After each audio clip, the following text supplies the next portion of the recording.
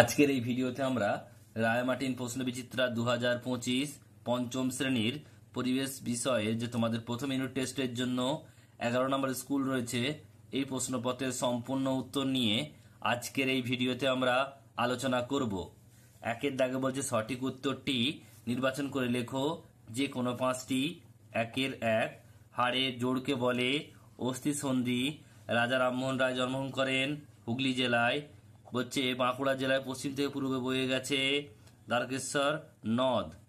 এবার হচ্ছে গঙ্গোত্রী হিমবাহ হচ্ছে উত্তরাখণ্ডে অবস্থিত, উত্তরাখণ্ড রাজ্যে অবস্থিত। ওআরএস বানাতে কোনটি লাগে? এটা হবে নুন, চিনি, জল। মাটি যত বেশি খোঁড়া হয় তাতে কিসের পরিমাণ মাত্রা বৃদ্ধি পায়? নুড়ি কাঁকরের মাত্রা। নেক্সট হচ্ছে প্রদত্ত কোন গাছটি জলাভূমিতে জন্মায়? কলমি শাক। এরপর হচ্ছে দুইয়ের দাগের শূন্যস্থান পূরণ করো। একেরটা, স্টেথোস্কোপ আবিষ্কারকের নাম রেনে লিনেক। কলকাতার ঢাল পূর্ব দিকে, ত্বকে রোদ লাগলে ভিটামিন ডি তৈরি হয়। শকুন একটি শিকারী পাখি, ত্বকের উপরের স্তরে রক্ত থাকে না। এরপর বলছে দেখো পলিথিন হলো মাটির একটি অজৈব উপাদান। বলছে আমরা চারপাশে নানা রকম উদ্ভিদ আর প্রাণী দেখি, একই জীববৈচিত্র্য বলে। আটেরটা বলছে যে ড্যাশ দেহে সাজারুর দেহে লোম কাঁটার মতো হয়। ঠিক ভুল লিখতে হবে। এরপর 3 সত্য মিথ্যা। একেরটা, বর্ণ পরিচয় ঈশ্বরচন্দ্র বিদ্যাসাগর লেখা ঠিক। যক্ষা রোগ হলো যকৃতের, এটা হবে ভুল।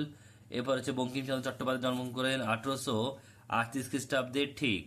ডান দিক বাম দিক মেলাও। 4 দাগের একেরটা, টাইগার হিল খ হবে দার্জিলিং জেলা। কাঁধ থেকে কনুই পর্যন্ত বিস্তৃত হাড় গ হবে হিউমেরাস। টিয়া পাখি এটা ঘ হবে বন্য প্রাণী। আর কলা ও পেঁপে এটা হবে ক নরমকাণ্ডের গাছ। এরপর হচ্ছে দেখো 5 দাগের একেরটা, হৃৎপিণ্ডের শব্দ বোঝা যায় যে যন্ত্রের সাহায্যে? স্টেথোস্কোপ। এরপর হচ্ছে দেখো কোন কোন প্রাণীর থাবার নিচে নখ থাকে? বিড়াল, বাঘ ইত্যাদি। একটি জৈব সারের নাম কম্পোস্ট সার। নেক্সট প্রশ্ন রয়েছে পরেরগুলো। 6 দাগের একেরটা তোমরা পিডিএফে দেখবে। দুইটা বলছে যে স্বামী বিবেকানন্দ কত সালে জন্ম করেন? এটা হবে 1863 খ্রিস্টাব্দে 12ই জানুয়ারি। আর তার লেখা দুটি বইয়ের নাম বর্তমান ভারত আর রাজযোগ, জ্ঞানযোগ ইত্যাদি। এরপর হচ্ছে দেখো বাকিগুলো পিডিএফে দেখে নাও।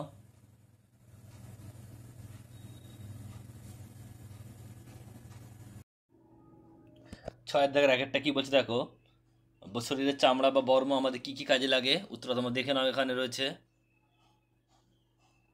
আর নেক্সট প্রশ্ন বলছে দেখো এখানে পরেরটা, যে 6 দাগের 3-এরটা কি বলছে? নদীমাতৃক সভ্যতা কাকে বলে?